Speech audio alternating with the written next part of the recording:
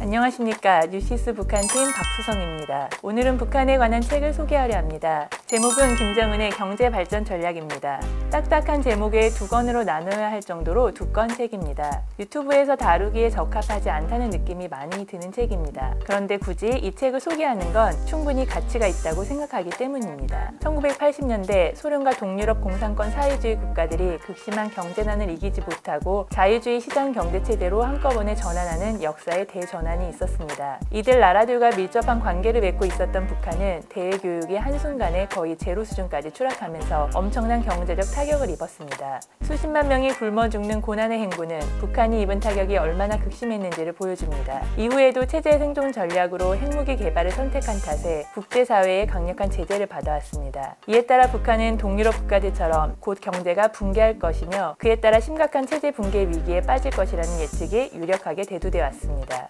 그렇지만 무려 40년 가까이 계속된 북한 붕괴론 주장은 모두 빗나간 전망이었습니다. 최소한 북한 경제는 아직까지 붕괴하지 않았다는 것이 명백한 역사적 사실입니다. 그런데도 북한 전문가들 상당수가 여전히 북한 붕괴론을 고수하고 있습니다. 과연 이들 주장대로 북한은 머지않아 붕괴할까요?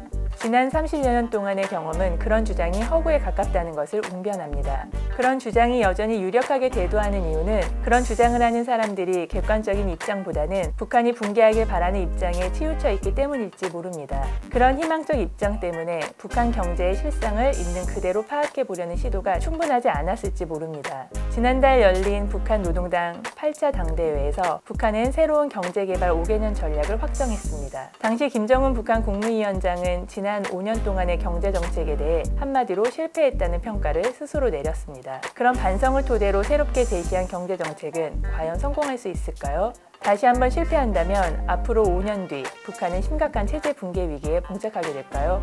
우리에게 이 같은 궁금증은 말 그대로 실존적입니다. 북한이라는 존재는 이 땅에서 살아가는 모든 사람의 삶에 커다란 영향을 미칠 수밖에 없기 때문입니다. 오늘 소개하려는 책은 이런 의문에 대해 명쾌하게 답하고 있습니다. 저자가 직접 쓴 표현은 아니지만 책을 다 읽고 난 제 느낌은 절대 그럴 리 없다고 답하고 있다는 겁니다. 저자는 유영구 씨입니다.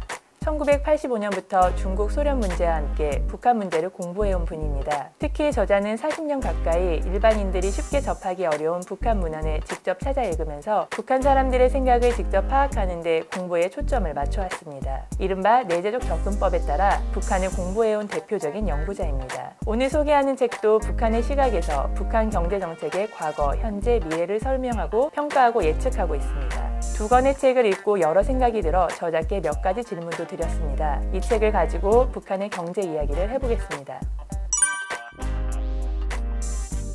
외부 관찰자로서 북한 경제의 실상을 파악할 때 실물 경제와 경제 정책의 양면을 모두 보는 게 중요하다고 저자는 말합니다. 대부분의 사람들은 실물 경제에만 많은 관심을 두는데 저자는 그보다 북한 당국의 경제 정책에 더 주목할 필요가 있다고 강조하고 있습니다. 북한 실물 경제는 자료가 충분하지 않습니다. 그런 상황에서 북한 이탈 주민의 증언, 언론 보도 등을 통해서 전해지는 정보가 실물 정보의 대부분입니다. 저자는 그런 정보들이 왜곡된 것일 가능성이 크다는 점을 경계합니다. 북한 경제는 여전히 생산성이 떨어지고 경제 성장률도 낮으며 기초 생필품의 부족 등 여러 문제가 있어 활력 있게 돌아가는 경제 시스템이라고 할 수는 없습니다. 저자는 그러나 온갖 악조건 속에서도 북한은 독자적으로 경제 정책을 추진해온 역사가 있음을 설명하고 김정은 시대 역시 다르지 않다고 강조하고 있습니다.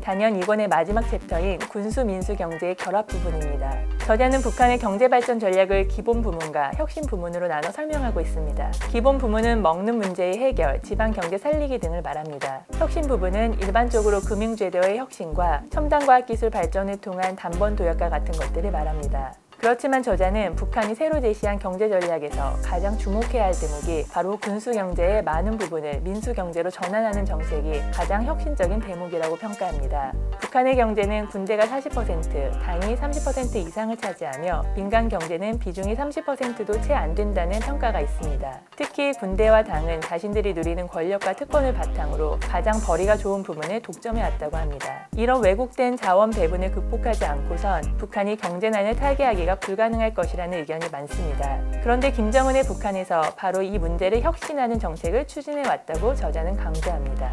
저자는 앞으로 북한에서 국방공업 능력을 민수로 전환하는 정책이 정말 실행되고 있는지 또 얼마나 빠르게 실행되는지를 잘 살펴봐야 한다고 주장합니다. 그런 관점에서 8차 당대회에서 군수산업 부분 정책을 총괄하는 노동당 제2경제위원회 위원장으로 민간경제 전문가인 오수용을 임명한 점, 군대가 운영하는 식료공장, 축산 및 수산시설, 나식령 스키장과 같은 건설, 기계공업, 배건조 및 운항의 서비스업 등을 민간 용도로 전환해온 점 등을 군수의 민수전환 혁신 사례로 꼽고 있습니다. 저자는 특히 북한이 군수를 민수로 전환하는 과감한 혁신을 선택할 수 있었던 배경으로 북한이 장기간 국방공업에 주력해왔고 김정은 시대 들어서 핵무력 건설을 진전시켜 국가 안보에 자신감을 가지게 됐다는 점을 지적합니다. 더 이상 자원을 군수 부문에 과도하게 집중하지 않아도 될 여력이 생겼다는 겁니다.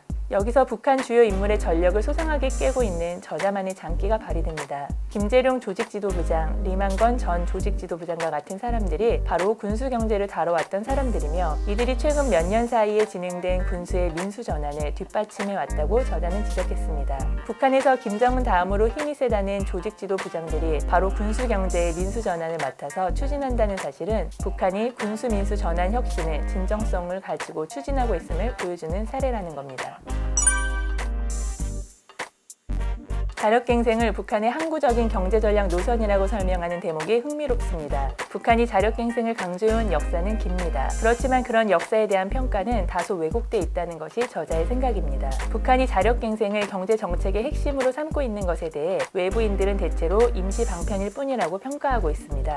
핵개발이나 체제 특성 때문에 받는 제재로 인해 고립을 감수할 수밖에 없기 때문에 제재가 풀릴 때까지 자력갱생으로 어려움을 돌파하겠다고 북한 당국이 강조할 수밖에 없다는 겁니다. 그러나 저자는 북한에서 자력갱생은 혁명 정신인 동시에 경제발전 전략을 수행하는 기본 원칙이라고 강조합니다. 저자의 이런 생각은 북한 경제정책의 역사를 소상히 살핀 책 1권에서 충분히 뒷받침되고 있습니다. 한편 북한은 8차 당대회에서 자력갱생을 경제발전 전략으로 공표했습니다. 새로운 일이 아니었습니다.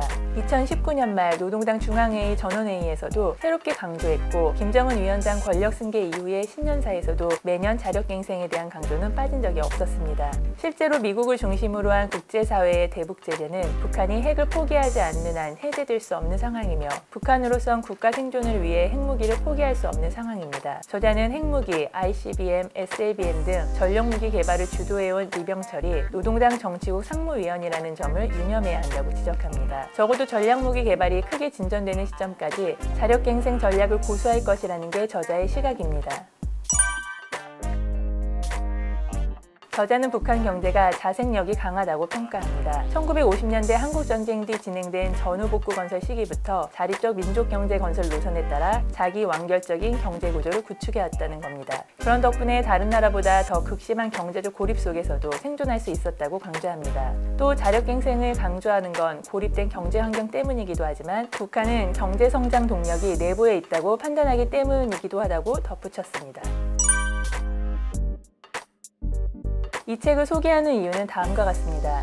우선 책의 두께만큼이나 방대한 북한 자료가 담겨 있습니다.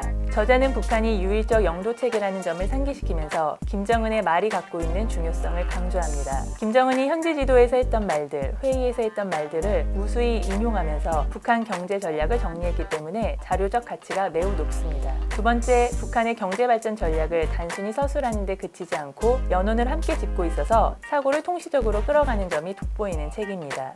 읽어보기를 권하기가 쉽지 않은 책인데도 굳이 소개한 건 읽는 과정에서 일어나는 수많은 의문과 그에 대해 스스로 답할 수 있도록 하는 자료들이 가득하다는 제 소감 때문입니다. 상노무 북한 많은 관심 부탁드립니다. 감사합니다.